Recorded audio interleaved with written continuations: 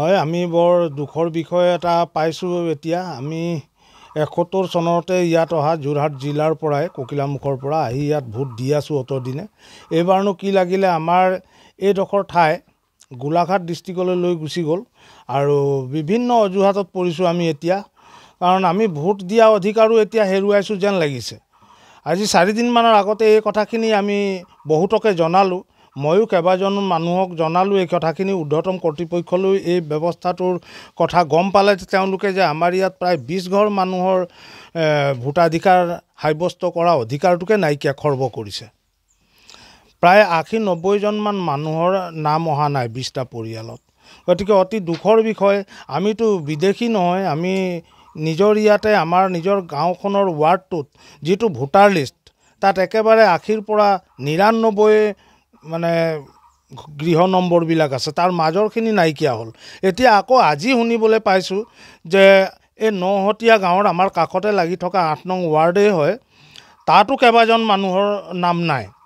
এতিয়া গম পোৱা মতে তাত অন্ততঃ 6-7জনমান লোকৰ মানে ভোটাধিকাৰ নাই, মানে তেওঁলোকৰ নাম অহা নাই।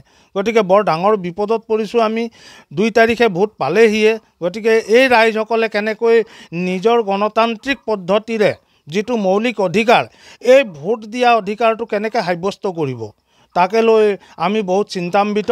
আৰু ঊৰ্ধ্বতম কৰ্তৃপক্ষই এই কথাখিনি গম পাইছে ইতিমধ্যে, তেওঁলোক কোনো আমাৰ ইয়ালৈ অহা নাই। আমি বৰ দুখিত। অতি সোনকালে তেওঁলোকে ইয়াৰ ব্যৱস্থা কৰিব বুলি আশা ৰাখিলোঁ। হয়, আমাৰ 22টা পৰিয়ালৰ ভোটৰ পৰা আমি বঞ্চিত হৈ আছোঁ। আমি এই বঞ্চিত হোৱাৰ পৰা ধৰক আমাৰ যি বিএলঅ' আছিলে, বিএলঅ'কো আমি জনোৱা হৈছে। বিএলঅ'ই কৈছে যে এইটো মই কাহানিবাই ৰিজাইন দিলোঁ, মোৰ লগত কোনো হেৰি নাই। আমি যেতিয়া ITI মাৰি চাওঁ আপুনি কম্পিউটাৰ দোকানত, তেতিয়া আমাৰ ৰুণু দাস বাইদেৱে বিএলঅ'ত সেইটো দেখাই থাকে।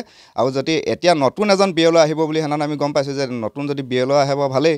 আমি হয়তো বৃহস্পতিবাৰে যেতিয়া আপোনাৰ প্ৰিজাইডিং অফিচাৰ আহিব, তেখেতলোকৰ লগত আমি আলোচনা বিলোচনা কৰি চাম গোটেই সময় আমি 22টা পৰিয়ালে যে আমাৰ ভোট গ্ৰহণ কেন্দ্ৰৰ দিনাখন আমাক ভোট সাব্যস্ত কৰিবলৈ দিব নে নিদিয়ে। যদি তেখেতলোকেতো বাৰু নোৱাৰে, যদি নোৱাৰোঁ বুলি কয় তেতিয়া আমি হয় 22টা পৰিয়ালে আমি মানে প্ৰতিবাদৰ কাৰ্যসূচী চলাম বুলি আমি মনতে ভাবিছোঁ। নমস্কাৰ, মোৰ নাম শ্ৰীমতী মিনতী বৰা। মুক্তিনগৰ গাঁৱৰ মুক্তিনগৰ গাঁও, কেই number ward? 8 number. 8 number ward.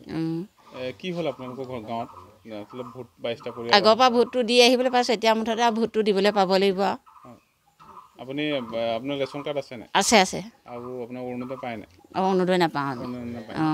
কাইলৈকে এতিয়া নিজিকিলে আমাক কৈ দিব নহয় ভোট দিবলৈ আপোনালোকে নাই পোৱা।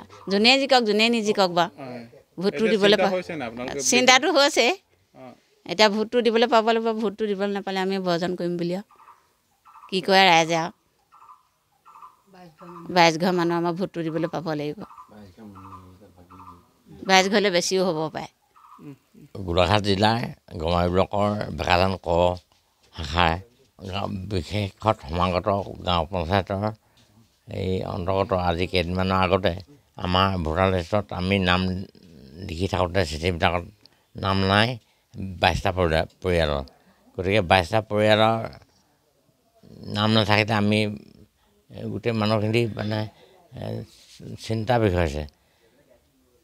22টা পৰিয়ালে আজি ভোটাধিকাৰ যদি সাব্যস্ত কৰিবলৈ নাপায়, ভূমি পট্টাৰ ক্ষেত্ৰত হওক, অৰুণোদয়ৰ ক্ষেত্ৰত হওক বা অন্যান্য ৰেচন কাৰ্ডৰ ক্ষেত্ৰত এইবোৰ একো বস্তু দিয়া নহ'ব বুলি আমি ভাবিছোঁ।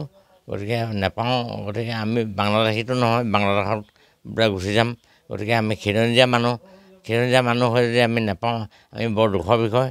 আমাৰ ৰাইজে চিন্তা কৰিছে এতিয়া বাকীসকলকো ভোট দিবলৈ নিদিওঁ বুলি কৈছে, বঞ্চিত কৰিম বুলি কৈছে।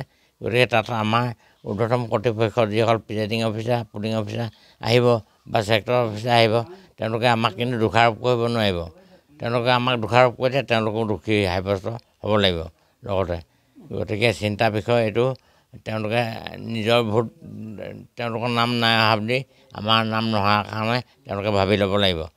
কাৰণ আমিও অসমৰ খিলঞ্জীয়া মানুহ, তেওঁলোকৰ খিলঞ্জীয়া মানুহ। এই সন্দৰ্ভত মোৰ এই কি কয় আলোচনা কৰা হ'ব। আলোচনা কৰি গোটেই 22টা পৰিয়ালে মিলি ভোট দিনাখন ভোট বৰ্জন কৰিম বুলি ভাবিছোঁ। আচলতে কিমান আপোনাৰ বয়স কিমান হ'ল? বয়স মোৰ বৰ্তমান 43 বছৰ। আপুনি ভোট দি আহিছে? ভোট দি আহিছোঁ। লোকসভাতো দিছোঁ, বিধানসভাতো দিছোঁ।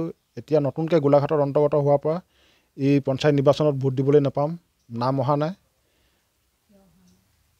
চিন্তাৰ বিষয় হৈ পৰিছে।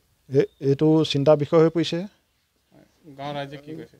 গাঁৱৰ ৰাইজে এইটো কি কয় ভোট নোহোৱাসকলৰ ভোট বৰ্জন কৰিম বুলি কৈছে।